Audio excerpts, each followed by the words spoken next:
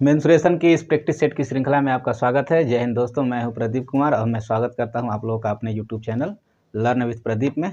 और हम एक नए प्रश्न में बात करेंगे।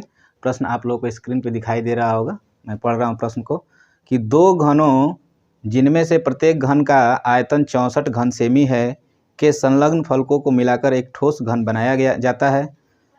इससे प्राप्त घनाभ का पृष्ठीय क्षेत्रफल ज्ञात कीजिए। तो सबसे पहले देखेंगे कि घन कैसे बनेंगे। घन को ऐसे बना लेते हैं। घन को मिला करके घनाभ बनाया गया है प्रश्न में। एक घनाभ हो गया, सॉरी एक घन हो गया। दूसरा घनाभ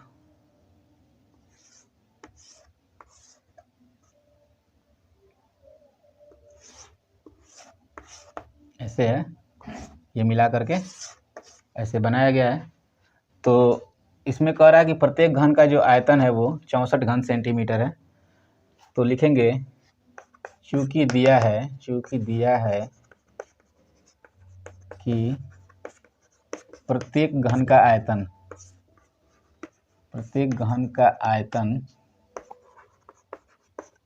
आयतन भी बराबर 64 घन सेंटीमीटर। तो यहाँ से हम लोग एक घन की भुजा ज्ञात कर लेंगे। तो एक घन की भुजा ज्ञात कर लेंगे तो इसका सूत्र होता है ए क्यू बराबर, यदि भुजा को हम लोग ए मान लें, एक घन की भुजा को ए मान लें तो इसका जो आयतन होता है ए पर क्यू, यानी कि भुजा का घन होता है 64। तो ए का मान हो जाएगा 4, यानी कि एक घन की भुजा 4 हो जाएगी। तो जब दोनों घनों को मिलाकर के बनाया गया तो 4 सेंटीमीटर इसकी, 4 सेंटीमीटर पहले की और 4 सेंटीमीटर इसकी दूसरे वाली की, तो दोनों मिलाकर के 8 सेंटीमीटर हो जाएगी। इसकी जो चौड़ाई होगी वो 8 सेंटीमीटर हो जाएगी, जो ऊंचाई होगी वो 4 सेंटीमीटर और जो इसकी चौड़ाई होगी वो हो जाएगी, ऊंचाई चौड़ाई और मोटाई जो हो जाएगी वो 4 सेंटीमीटर की हो जाएगी। तो अब जिसको लगाते हैं हम लोग, इसमें पूछ रहा है कि पृष्ठीय क्षेत्रफल ज्ञात कीजिए। तो ए का मान हो गया। तो अब लिखेंगे, इसलिए इस बात को लिख देंगे कि जब दो घनों को आपस में मिलाया गया है या मिलाया जाता है तो घनाभ बन जाता है,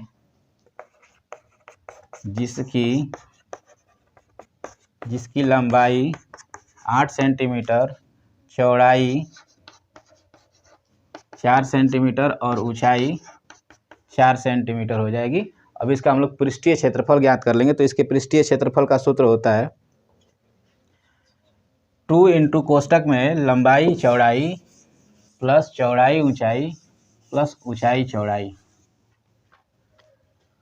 ऐसे होता है इसका पृष्ठीय क्षेत्रफल को 2 into L B plus B H plus H L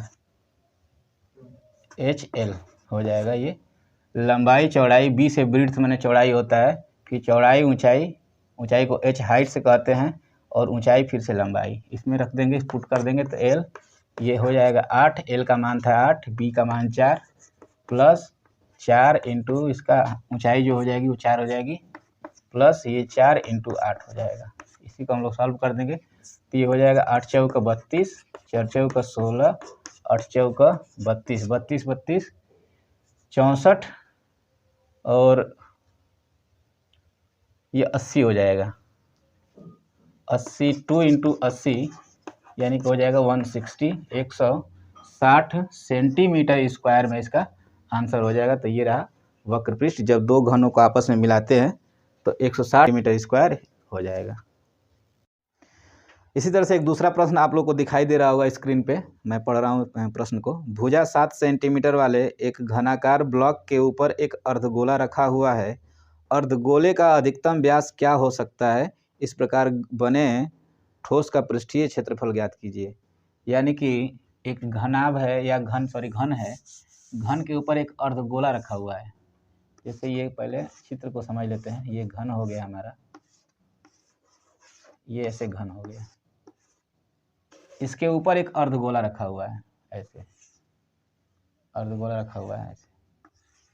अब इस प्रश्न में कह रहा है कि अर्धगोले का अधिकतम व्यास क्या हो सकता है। तो समझने वाली बात ये है कि ये अर्धगोले पे जब रखा हुआ है, अर्धगोला जब एक घन पे रखा हुआ, तो जो सीधा सीधा बात है कि जितनी इस घन की भुजा होगी उतना ही इसका व्यास हो जाएगा। तो अब प्रश्न में दिया हुआ है कि 7 सेंटीमीटर घनाकार ब्लॉक के ऊपर, यानी कि जो इसकी भुजा होगी प्रत्येक साइड में 7-7 होगी, क्योंकि घन की सभी भुजाएं बराबर होती है आपस में। तो ऊपर भी 7 ही सेंटीमीटर होगा, तो इसका जो अर्धवृत्त का जो व्यास हो जाएगा वो 7 सेंटीमीटर हो जाएगा। तो सबसे पहले हम लोग शुरू करेंगे, इसको हल करते हैं। फिगर भी बना लेंगे साथ में, ताकि सही रहेगा परीक्षा में एग्जामिनर को समझने में। तो इसको हम लोग अब हल करते हैं। तो लिखेंगे, दिया है कि घन की भुजा बराबर 7 सेंटीमीटर। फिर लिख देंगे, चूंकि घन के ऊपर ही अर्धगोले को रखा गया है, अर्धगोले को रखा गया है, अतः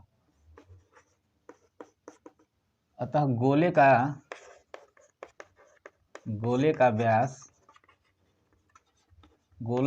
7 सेंटीमीटर हो जाएगा। जब गोले का व्यास 7 सेंटीमीटर हो जाएगा तो हम लोग इसका आधा कर लेंगे, तो गोले की त्रिज्या पता चल जाएगी। इसलिए त्रिज्या बराबर हो जाएगा 7/2, यानी कि 3.5 सेंटीमीटर, 3.5 यानी 3.5 सेंटीमीटर हो जाएगा। तो अब इसमें पूछ रहा है कि इस प्रकार बने ठोस का पृष्ठीय क्षेत्रफल ज्ञात कीजिए। तो पृष्ठीय क्षेत्रफल कैसे ज्ञात करेंगे हम लोग। तो इसमें हम लोग करेंगे क्या, 5 प्रकार की साइड बनेंगी इसमें लगभग, क्योंकि हालांकि 6 फलक होते हैं, तो एक फलक पर तो इसका अर्धगोला रखा गया है इसके ऊपर, उसको हम लोग बाद में निकाल लेंगे। तो पहले 5 फलकों का निकालेंगे। तो लिखेंगे, इस बात को लिख देंगे, चूंकि घन ABCD EF का क्षेत्रफल प्लस अर्धगोले का क्षेत्रफल,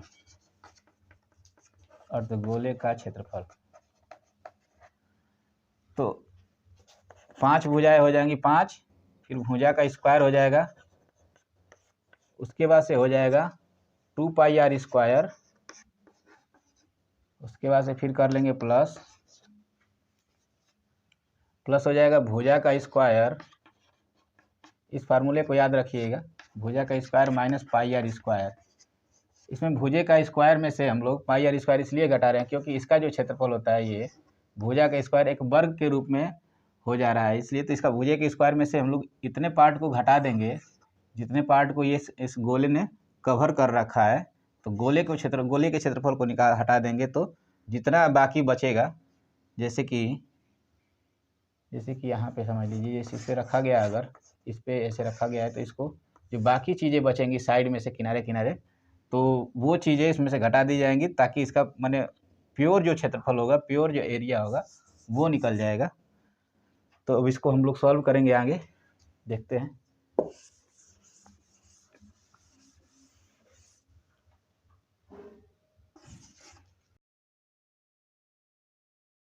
इस सूत्र पे इसको रखेंगे, हम लोग पुट करेंगे, तो 5 भुजा का स्क्वायर हो जाएगा 7 का स्क्वायर प्लस 2π का मान 22/7 हो जाएगा, और r की जगह पर रखेंगे 7/2। त्रिज्या जो आई थी, गोले की त्रिज्या 7/2 आई थी, प्लस भुजा का मतलब 7 का स्क्वायर हो जाएगा, माइनस 22/7, r का मतलब 7/2, फिर 7/2 हो जाएगा।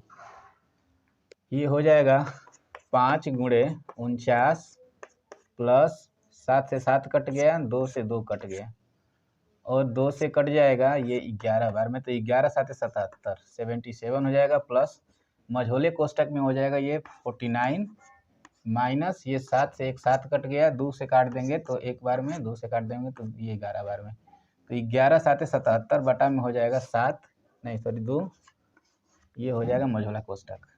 अब ये करेंगे तो 9 पचे 45, 5 के 20, 20 4 24 हो जाएगा। 245 प्लस 77 प्लस कोष्टक में अब यहाँ पे एलसीएम ले लेंगे, 2 से गुणा कर देंगे डायरेक्ट हम लोग एलसीएम लेकर के ऐसे, या इसको देख लीजिए ऐसे बटा में 2 रखेंगे, एलसीएम करेंगे तो ये हो जाएगा 2 से डायरेक्ट इसमें गुणा कर लेंगे तो 2 9 18 हो जाएगा, 4 दूना के 8 1 9 हो जाएगा, माइनस 77 तो यहाँ पे लिख देंगे 98 माइनस 77 बटा में 2 हो जाएगा। यहाँ पे छोटा कोष्टक लगा लेते हैं, इसको जोड़ेंगे तो 7 5 12 हो जाएगा, 7 4 11 1 12 हो जाएगा, और ये हो जाएगा 2 1 3 प्लस 8 में से 7 गया 1 और 9 में से 7 गया 2 बटा में 2 हो जाएगा। तो ये हो जाएगा 322 प्लस 10.5 10.5 हो जाएगा।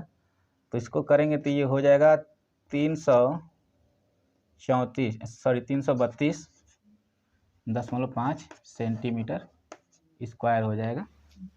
शंकु से संबंधित एक प्रश्न है, उस पर हम लोग बात कर लेते हैं, देखते हैं क्या प्रश्न है। स्क्रीन पे दिखाई दे रहा है आप लोग को, मैं पढ़ रहा हूँ किताब में इसको। कोई तंबू एक बेलन के आकार का है जिस पर एक शंकु अध्यारोपित है। यदि बेलनाकार भाग की ऊंचाई और व्यास क्रमशः 2.1 मीटर और 4 मीटर है तथा शंकु की तिर्यक ऊंचाई 2.8 मीटर है, तो इस तंबू को बनाने में प्रयुक्त कैनवास का क्षेत्रफल ज्ञात कीजिए। साथ ही 500 प्रति मीटर स्क्वायर की दर से इसमें प्रयुक्त कैनवास की लागत ज्ञात कीजिए। तो इसमें डिस्क्लेमर लिखा हुआ है कि ध्यान दीजिए कि तंबू के आधार को कैनवास से नहीं ढका हुआ है, मतलब नीचे जो है, इसको पहले बना लेते हैं। एक बेलन है, ऐसे बेलनाकार ये आकृति है, इस बेलन के ऊपर शंक्वाकार ऐसे ये शंकु है, ऐसे रखा गया है। ये हमारा बेलन हो गया, इसको नहीं ढका गया है नीचे, ऐसी ही आकृति है। इसमें कह रहा है प्रश्न में कह रहा है कि तंबू के बेलन का आकार जिसकी ऊंचाई 2.1 सेंटीमीटर, यानी कि बेलन की जो ऊंचाई है ये 2.1 सेंटीमीटर है, यहाँ से यहाँ तक 2.1 सेंटीमीटर है। उसके बाद से जो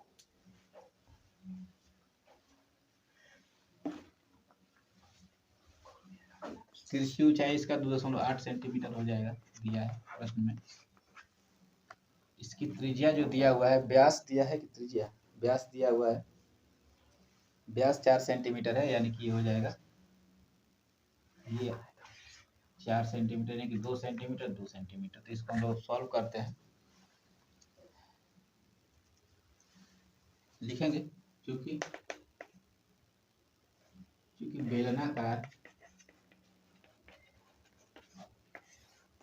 बेलनाकार आकृति पर ही शंकु अध्यारोपित है, अध्यारोपित मैंने रखा हुआ है या लगा हुआ है, अध्यारोपित है, तो बेलन का व्यास बराबर, बेलन का व्यास और शंकु का व्यास दोनों ही एक होंगे, दोनों ही 2 सेंटीमीटर होंगे, दोनों ही 2 सेंटीमीटर, सॉरी 4 सेंटीमीटर होंगे और त्रिज्या 2 सेंटीमीटर होगी, ऐसे लिख देंगे। तो ध्यान दीजिए, जब कैनवास से कोई चीज़ ढकी होती है तो बाहर ढकी होगी कोई चीज़, तो जब बाहर कोई चीज़ ढकी होगी तो हम लोग उस आकृति का वक्र पृष्ठ निकालेंगे। वक्र पृष्ठ का मतलब ये होता है कि चारों तरफ से ढका हुआ बाहरी चीज़ों का क्षेत्रफल ज्ञात करना होता है। तो हम लोग इस शंकु का क्षेत्रफल निकाल लेंगे और इस बेलन का क्षेत्रफल वो निकाल लेंगे, वक्र पृष्ठ निकाल लेंगे, क्षेत्रफल के रूप में निकाल लेंगे और दोनों को जोड़ देंगे तो उसका पता चल जाएगा कितना कैनवास लगेगा। उसके बाद से हम लोग उसका खर्चा भी निकालना है, कितने रुपए उसके खर्च लगेंगे। तो खर्च में इसमें दिया गया है कि 500 रुपये प्रति वर्ग मीटर के हिसाब से, प्रति वर्ग के हिसाब से खर्च है। तो अब इसको हम लोग सॉल्व करेंगे। तो लिखेंगे शंकु का वक्रपृष्ठ प्लस बेलन का वक्रपृष्ठ।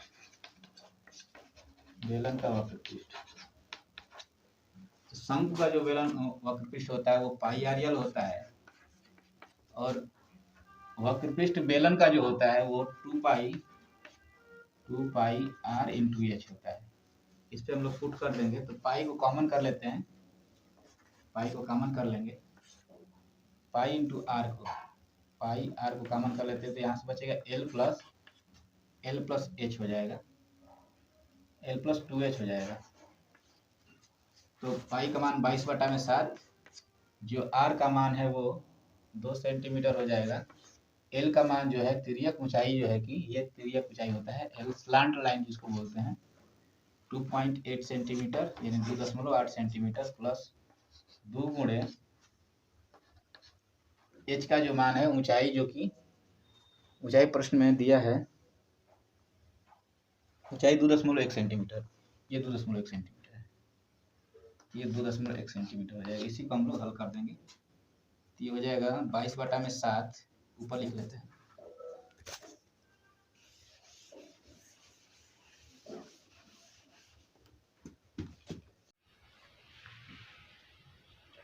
इसको हम लोग ऊपर लिख लेंगे, 22/7 हो जाएगा ये, और इंटू 2। उसके बाद इसको दोनों को गुणा करके, आपस में गुणा करके इसको जोड़ देंगे। तो 2.8 प्लस हो जाएगा 4.2, ये 22/7 हो जाएगा, मल्टीप्लाई बाई 2। इसको जोड़ेंगे तो हो जाएगा 8 2 10, 4 2 6 1 7, 7.0। ये हो जाएगा 22/7 इंटू 2, ये हो जाएगा पूरा 7 से 7 कट जाएगा, तो 22 दुना के ये 44 हो जाएगा। तो 44 मीटर स्क्वायर, यदि मीटर में ही था, तो ये 44 मीटर स्क्वायर हो जाएगा इसका, जो कि क्षेत्रफल होगा। टोटल इतना कैनवस लगेगा। अब कैनवस को लगाने में कितना खर्च लगेगा, तो प्रश्न में दिया गया कि 500 मीटर स्क्वायर के 500 रुपये मीटर प्रति मीटर स्क्वायर इसका खर्च है। तो 500 से इसमें से गुणा कर लेंगे, 44 से 500 से गुणा कर लेंगे, ताकि 44 वर्ग मीटर स्क्वायर का टोटल खर्च निकल जाएगा। कैनवास का लिखेंगे, इसलिए कैनवास लगाने का खर्च लिखेंगे 500 मल्टीप्लाई बाई 44, ये हो जाएगा 0 0, 4 5 20 को 0, 4 5 20 2 22, 22,000 रुपये इसके टोटल खर्च आएंगे। 22,000 रुपया कैनवास लगाने का खर्च आएगा।